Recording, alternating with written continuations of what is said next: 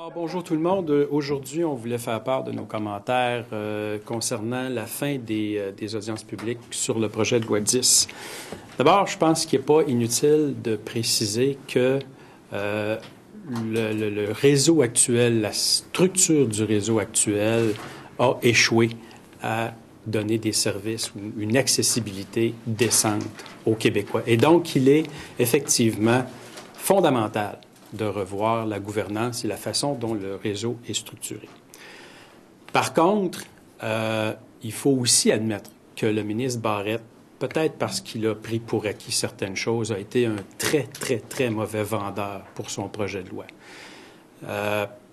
Tout au long des audiences publiques, on l'a entendu affirmer des choses qui semblaient pour lui aller de soi, alors que pour l'ensemble de la communauté, l'ensemble de la population, c'était vraiment des nouvelles, des révélations.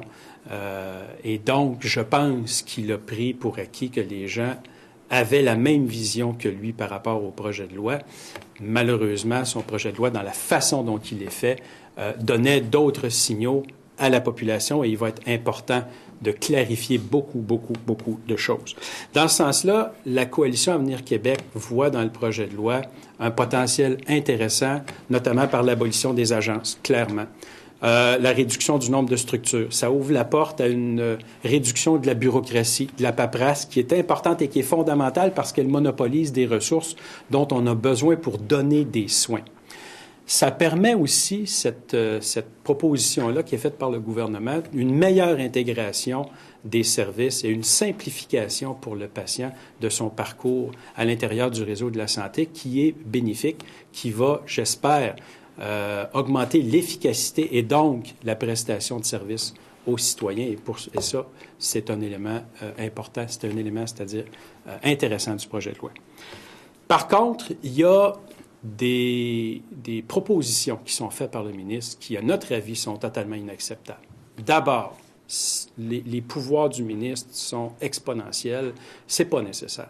Il y a un danger réel, sincère, de politiser le réseau de la santé comme jamais. Le ministre se donne un pouvoir de nomination qui est largement excessif par rapport aux objectifs du projet de loi.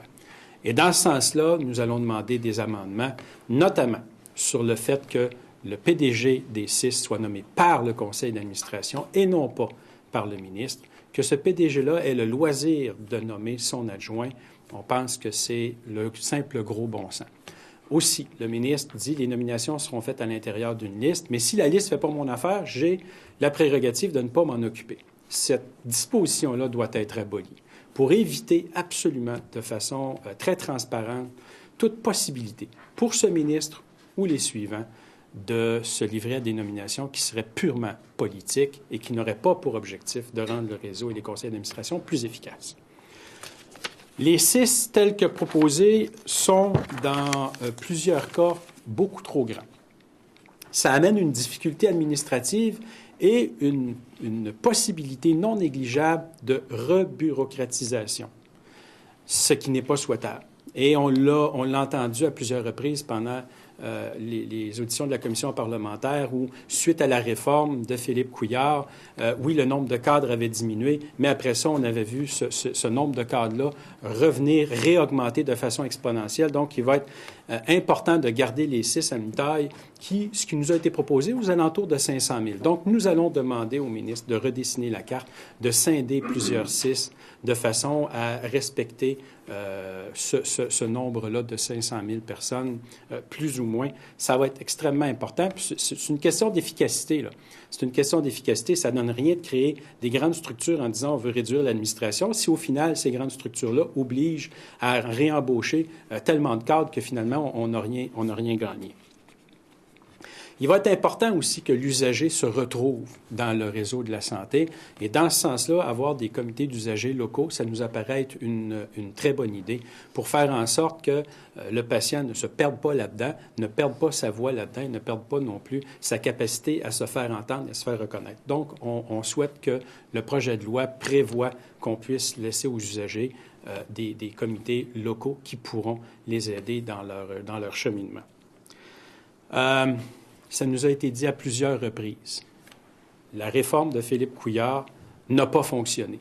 Et on a demandé à plusieurs reprises au ministre qu'est-ce qui n'avait pas fonctionné. Et nous-mêmes, on a interrogé le ministre là-dessus et il est incapable de le dire.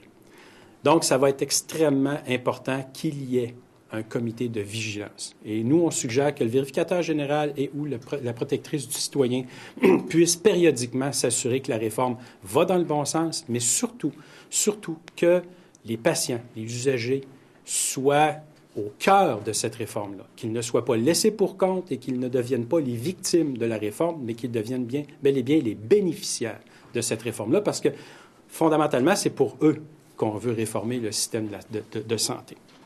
Donc, que le vérificateur général et la protectrice du citoyen puissent se pencher périodiquement sur l'état d'avancement et la situation de la réforme nous apparaît essentiel pour avoir un son de cloche qui est professionnel, neutre et objectif. Au niveau de l'administration, on pense que dans les conseils d'administration, il y a un problème. D'abord, le ministre nomme tout le monde, et on l'a bien dit, hein, il peut aller à l'extérieur des listes. Donc ça, je le répète, on doit abolir cette possibilité-là pour le ministre de ne pas se référer à une autre autorité pour avoir certains profils de compétences. De plus, on pense qu'au sein du conseil d'administration, il manque un profil de compétences de gestionnaire.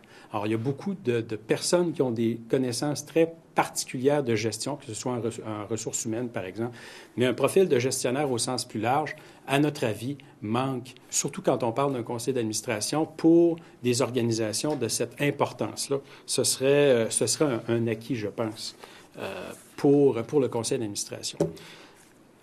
Les médecins sont venus nous faire part de leurs préoccupations. Les décisions médico-administratives doivent pouvoir rester locales. Et dans ce sens-là, on pense que les comités de médecins, pharmaciens et dentistes devraient garder une dimension locale.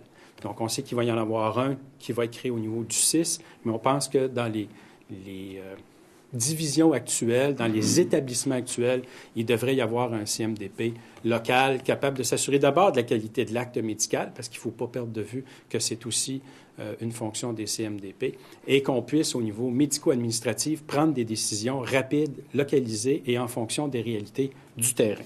Donc ça, pour nous, ce serait un plus important. On l'a entendu beaucoup. Les systèmes informatiques, l'intégration des systèmes informatiques va être la pierre d'achoppement de cette réforme-là, et on le croit aussi fondamentalement. Il y a plusieurs établissements qui ont toutes sortes de systèmes informatiques qui ne se parlent pas nécessairement, qui ne sont pas nécessairement intégrables dans un ensemble plus large. Donc, il faut profiter de cette réforme-là pour intégrer les systèmes informatiques, parce que dans un système de santé moderne, on doit avoir l'information complète, on doit l'avoir en temps réel et on doit avoir une information qui est fiable, ce qui n'est pas le cas présentement, surtout considérant les transformations qui seront faites dans le futur. Donc, le ministre doit absolument avoir un plan pour intégrer l'ensemble de ces systèmes informatiques-là, sinon ça va être le chaos et non seulement on ne gagnera pas en efficacité, mais il va y avoir une perte d'efficacité, il va y avoir une perte de contrôle et là, on va se ramasser avec une réforme qui va aller dans toutes les directions. Et s'il y a un élément sur lequel le ministre doit être extrêmement vigilant, c'est l'intégration de ces systèmes d'information. Le ministre a répété à plusieurs reprises, écoutez, c'est un projet de loi transitoire, c'est un projet de loi transitoire, c'est un projet de loi transitoire, sauf que nulle part c'est écrit dans le projet de loi. Donc, nous, on voudrait que les articles transitoires soient clairement identifiés et qu'on y ajoute des clauses crépusculaires. Je vous donne un exemple très précis. Sur les nominations faites par le ministre, bien, si c'est transitoire, il faut le dire, et il faut dire à quel moment ça va arrêter d'être transitoire, parce que ça va prendre des éléments d'articles qui sont permanents. On veut savoir où est-ce qu'on s'en va dans le réseau, pas seulement pour la prochaine année ou les 2 prochaines années. On veut savoir de quoi va avoir le réseau dans 15, 20, 30, 50 ans. Et on ne pourra pas faire une réforme de cette taille-là à tous les 10 ans, là. Donc, il faut absolument que le ministre dissipe le flou existentiel au niveau de ce qui est transitoire, qu'il identifie. Et nous, on a évidemment là, des propositions à faire là-dessus. On aura des propositions à faire là-dessus. Mais il faut qu'il y ait des clauses crépusculaires pour dire que ça s'arrête à telle date. Ça, pour nous, c'est fondamental si le ministre est sincère quand il dit que c'est transitoire. Un autre élément qui a manqué beaucoup dans le projet de loi, c'est d'avoir des objectifs de performance des cibles à atteindre. On l'a dit en termes de réduction de la paperasse. On dit on veut réduire la paperasse, oui, mais dans quelle proportion, dans quel pourcentage, quelle paperasse ne sera plus nécessaire. On le sait, à titre d'exemple, les C3S actuels ont à peu près 240 rapports à produire. Là-dessus, il y en a 150 qui vont à l'agence, il y en a 90 au ministère, puis il y en a beaucoup de ces rapports-là qui s'entrecoupent. Donc, il va falloir qu'il y ait un exercice qui se fasse de façon très, très claire pour réduire cette paperasse-là. Et on nous a dit aussi beaucoup dans le réseau, il y a une surédition de compte. Là. Tout le monde veut sa petite rédition de compte personnelle. Donc, ça va être important là, qu'on réduise, qu'il y ait de la reddition de compte, mais qu'elle se fasse de façon tellement efficace qu'on n'aura pas besoin de faire 50 rapports, là où il y en a besoin d'un seul. Ça va être important aussi d'établir des indicateurs de performance parce que si on veut être capable de mesurer l'efficacité du réseau, le ministre, lui, doit être capable de donner des orientations, mais à l'autre bout, il doit être capable d'évaluer si ça a été fait de façon efficace. Et actuellement, dans le réseau, à part le travail du commissaire de la Santé, puis ce que la Caisse a fait, il n'y en a pas d'indicateur de performance. On n'est pas capable de mesurer correctement la performance du réseau. Et ça, il est grand temps qu'on soit capable de le faire. Et il va être fondamental que le ministère se dote d'indicateurs de performance, comme ça se fait d'ailleurs un peu partout dans le monde. Là. On n'a pas besoin de réinventer la roue pour ça. Et dernière chose, les communautés anglophones sont venues nous dire que pour elles, il y avait une perte au niveau de la mainmise sur leurs institutions. Donc, je pense que ça va être important qu'on s'assure que pour la communauté anglophone, on soit capable de livrer une prestation de service dans leur langue, comme c'est notre obligation légale de toute façon de le faire. Là-dessus, si vous avez des questions, j'attends. M. Kerr, oui. On est en période d'austérité. Vous proposez différentes mesures. Avez-vous un plan sur combien d'années on pourrait appliquer ces mesures-là? Écoutez, moi, je pense qu'une réforme comme celle-là, il faut calculer au moins un 7 à 10 ans. Si je regarde ce qui s'est passé, d'abord, la dernière réforme Couillard, c'est à peu près ça, 10 ans, là, dont on parle. Si on regarde ailleurs ce qui s'est fait, on parle à peu près de ça, là, 7 ans, là, quand on parle de grandes intégrations, quand on parle d'intégration des systèmes informatiques, quand on parle de changer les modes de rémunération, c'est à peu près 7 à 10 ans. Est-ce que la population s'attend à des changements? Pour plusieurs. Oui. M. Barrette en a parlé. Mais le principal changement que les gens veulent, c'est d'avoir accès à un médecin de famille. Tout à fait. Est-ce que vous voyez ça là-dedans? Est-ce qu'il y a un espoir qu'on peut avoir un médecin de famille plus facilement avec des mesures, des changements comme ça? Non. Le projet de loi 10, très clairement, le projet de loi 10 ne s'attaque pas aux problèmes de première ligne. Ça, c'est encore un exercice qui est à faire par le gouvernement. Ceci étant dit, je pense que les problèmes sont de nature à ce qu'il faille s'attaquer à différentes difficultés du système. Et une des grandes difficultés du système, c'est que oui, on a un médecin de famille, oui, on a une prescription pour un traitement, mais après ça, le réseau nous abandonne encore. Là. Je vous donne un exemple. Si vous avez besoin d'une IRM, bon, bien, votre médecin de famille vous en prescrit une. Vous allez appeler à 3, 4, 5 hôpitaux pour vous inscrire sur 3, 4, 5 listes d'attente différentes, puis là, bien, vous attendez. Alors, il y a un problème, puis ça, c'est quand vous l'avez, le fameux rendez-vous. Quand vous êtes capable de vous faire inscrire sur la liste d'attente. Écoutez, les services de pédopsychiatrie au Québec, c'est 2 ans d'attente. Ça, c'est quand vous avez la chance d'être inscrit sur la liste d'attente. Là. C'est pas normal. Donc, non, le projet de loi ne va pas faire en sorte qu'il va y avoir des médecins de famille pour tout le monde. Là-dessus, d'ailleurs, je pense que le ministre a manqué une belle occasion dans sa dernière négociation avec les médecins omnipraticiens. Je pense qu'il y aurait eu grand avantage à avoir plus d'incitatifs pour une meilleure prise en charge. Mais par contre, pour répondre plus avant à votre question, je pense que dans l'intégration des services, dans la continuité des soins, ce projet de loi-là a le potentiel d'améliorer les choses. Vous dites que le ministre doit redessiner la carte des 6. Selon votre proposition à vous, il y aurait combien de centres intégrés de plus au Québec? Bien, écoutez, rapidement, puis comme je vous dis, là, je ne veux pas faire le travail des fonctionnaires, mais on s'est fait dire que 500 000 personnes, c'était pas mal une barrière là, si on voulait garder une efficacité administrative dans la structure. Donc, je pense à la Montérégie, 1 500 000, bien, automatiquement, on pense à 3-6. Québec, c'est 705 000 personnes. Bien, est-ce qu'on ne pourrait pas scinder ça en deux? Donc, il y a des exercices à faire comme ça. Le centre du Québec est rattaché à Trois-Rivières, mais il y a quand même un fleuve qui les sépare, puis ça a l'air niaiseux, mais dans l'organisation des services, il n'y a pas nécessairement une affinité entre les deux régions. Donc, est-ce que la Mauricie, est-ce que le centre du Québec ne pourrait pas être des 6 différents? C'est combien de plus? Juste pour... donc, écoutez, comme je vous dis, là, je ne veux pas faire l'exercice avant les fonctionnaires, mais vite de même, là, je vous dirais peut-être 5, 6, 7 de plus. Là. Vous dites que vous craignez que les décisions médico-administratives soient déconnectées des milieux qui ont des impératifs, des réalités différentes si l'organisation reste celle qui est prévue dans le projet de loi 10. Pouvez-vous préciser un peu votre pensée là-dessus? Là? Qu'est-ce que vous dites? Là, les décisions médico-administratives, il y a un impact sur les possibilités de traitement, par exemple, la disponibilité des appareils, la disponibilité des tests. Mais tu sais, à un moment donné, il peut y avoir une tentation de centraliser, d'être très centralisateur dans les grands centres, puis peut-être en mettre un peu moins dans les centres en périphérie. Donc, je pense que ça va être important là, qu'au niveau de ce type de décision-là, puis c'est un exemple au hasard, mais de ce type de décision-là, on puisse garder une certaine mainmise au niveau local. Cette réforme-là arrive à peine, elle a été présentée il y a 1 mois et demi à peu près. Là.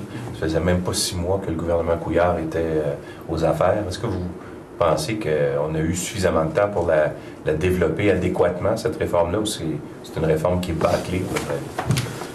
Je vous dirais que c'est certainement la vision d'un homme qui est dans le réseau depuis très longtemps. Ça, c'est clair. Mais il y a des lacunes qui sont majeures. Je vous en ai fait part de plusieurs.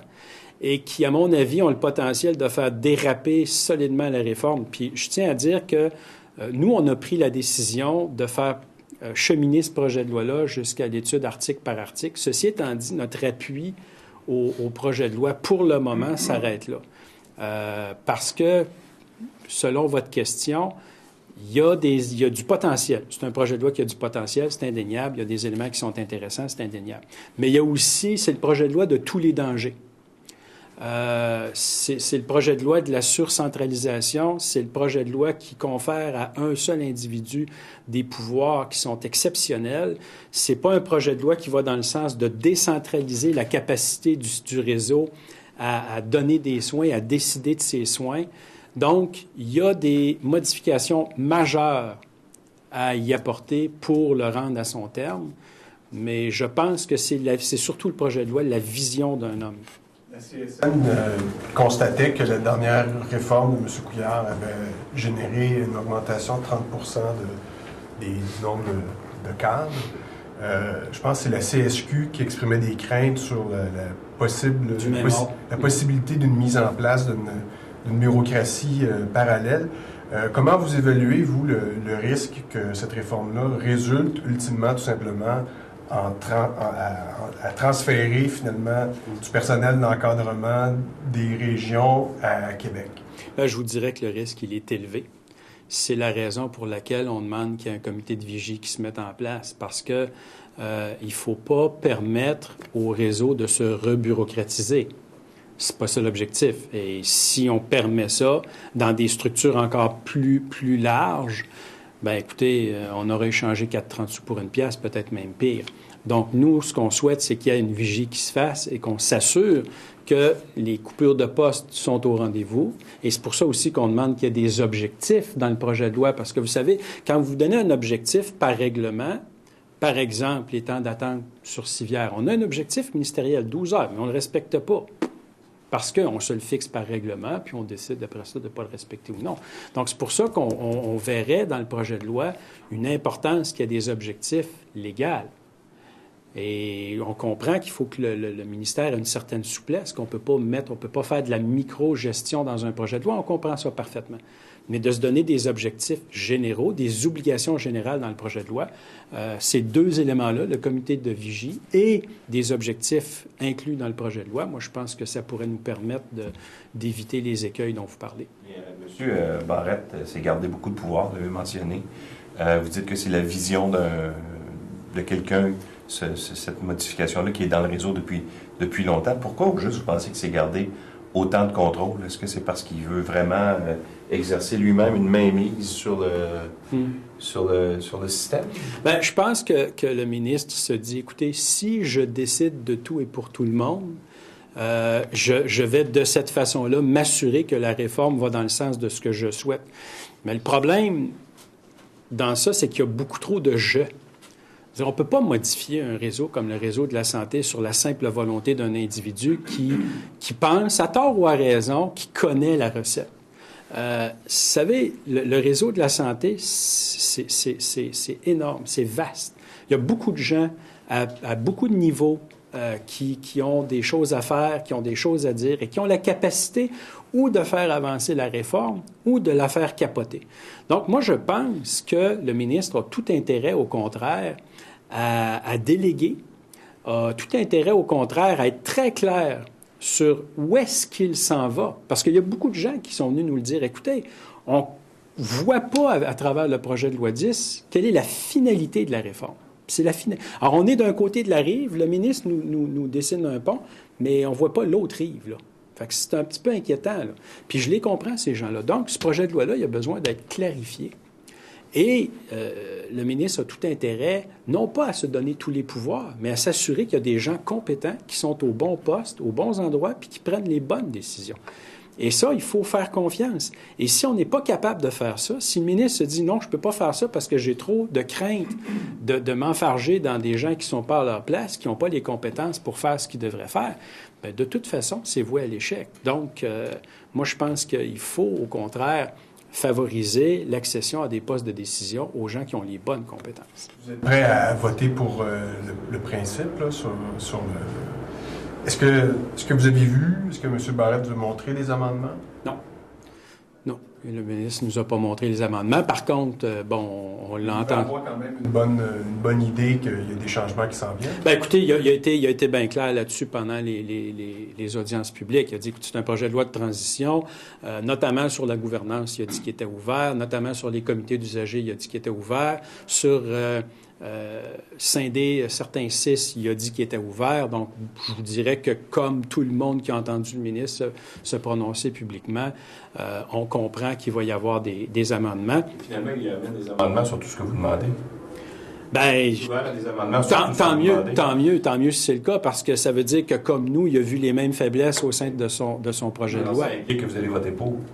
Bien là, attendez, il y a une chose, c'est une chose de le dire, c'est une chose de le faire. Puis, vous savez, moi, ce que les libéraux m'ont appris dans les derniers mois, c'est qu'ils étaient capables de lire notre programme, mais le mettre en application, ça, c'était moins évident un peu. Là. Est-ce que le projet de loi pourrait être adopté avant les fêtes, quitte à ce qu'il le soit sous le bâillon? Bien, d'abord, sur la question du bâillon, moi, je pense que le ministre ne peut pas faire ça. Il ne peut pas adopter un projet de loi comme celui-là sous le bâillon. Parce que d'abord, s'il l'adopte sous le bâillon, c'est parce qu'il est incapable d'établir un consensus.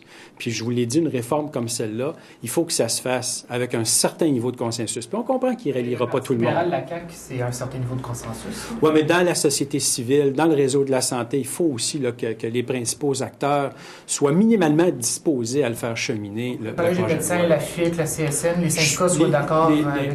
D'accord, au moins à l'aise pour le faire. Je pense pas qu'on va aller chercher 100% d'adhésion, là, mais ça, c'est impossible. On ne vit pas, comme disait mon collègue. Bien, je vous ai fait une liste. Qu'est-ce qui manque dans le soutien populaire ou des différents groupes d'intérêt? Je pense qu'il manque une vision claire de où est-ce qu'on s'en va avec le projet de loi. Je pense qu'il manque des objectifs qui sont clairs. Je pense qu'il manque... le réseau de la santé, après cette réforme-là, va ressembler à quoi? Oui, c'est pas ma question, je vais la reposer différemment. Quel appui est indispensable, selon vous, pour que le projet de loi soit adopté? Là? Écoutez, je vais être honnête avec vous, je pense pas qu'il y ait l'appui d'un groupe en particulier qui soit indispensable. Je pense que il faut que dans l'ensemble du réseau, il y ait une volonté de faire avancer cette réforme-là dans le bon sens, minimalement de ne pas être un obstacle incontournable. Et dans ce sens-là, le ministre a un gros travail de vente à faire. Et ça va commencer par d'abord démontrer qu'il est capable d'écouter en modifiant le projet de loi, démontrer qu'il est capable d'être rassembleur en ne faisant pas passer un projet de loi comme celui-là sous le bâillon, qui est capable de convaincre un nombre significatif d'intervenants que son projet de loi, il est porteur et il va être capable d'améliorer le réseau. Moi, j'ai entendu à peu près tous les groupes venir nous dire « Nous sommes d'accord avec les objectifs de la réforme. C'est avec les moyens qu'on n'est pas d'accord. » Alors, si tout le monde s'entend sur l'objectif, à partir de là, les discussions sur les moyens, on peut les faire, là. On peut les faire. Puis prenons le temps de les faire. Prenons le temps de les faire avant de lancer le réseau. M. Kerr, vous pensez à quoi? Qu'est-ce qui serait acceptable en nombre d'années, en termes de transition au niveau des pouvoirs du ministre, qui ne se donne? Bien, écoutez, moi, je vous dirais, dans certains cas, notamment nommer les PDG, moi, je ne vois pas que ce soit acceptable, que ce soit transitoire. Moi, je pense que le ministre nomme les premiers conseils d'administration, mais comme on vous l'a dit, dans les paramètres qu'on s'est fixés avec la liste, ça, c'est quelque chose qu'on peut accepter. Mais après ça, le conseil d'administration doit travailler avec le PDG. Donc, que le PDG soit nommé par le conseil d'administration, moi, je pense que c'est logique. Que le conseil d'administration élise son propre président, je pense que c'est logique. Que le PDG nomme son adjoint, je pense que c'est logique. Ces gens-là doivent travailler ensemble. Alors, si en partant, on leur impose des nominations et qu'il y a une méfiance mutuelle, comment peut-on penser qu'ils vont collaborer à bien? Le conseil d'administration serait nommé une seule fois par le ministre, d'après vous, ou pourrait être... Non. Moi, le mode de nomination, mais à l'intérieur d'une liste précise, je pense que c'est quelque chose qu'on peut accepter. Parce que, vous savez, il y a autre chose. Hein, la protectrice du citoyen est venue nous le dire, là, que compte tenu du taux de participation inexistant aux élections des conseils d'administration, compte tenu qu'il y a des postes laissés vacants parce qu'il n'y avait pas de candidat ou qu'il y en avait un nombre significatif qui était élu par acclamation parce qu'il n'y avait pas d'opposition. Les conseils d'administration tels qu'on les a connus n'étaient pas efficaces. Donc là, on veut un conseil d'administration qui est efficace. C'est juste qu'il faut se donner certains paramètres pour s'assurer que cette nomination-là n'est pas une nomination politique, partisane. C'est pour ça qu'on dit que le ministre ne devrait pas pouvoir sortir de la liste des candidats qui lui sont proposés. Merci. Merci.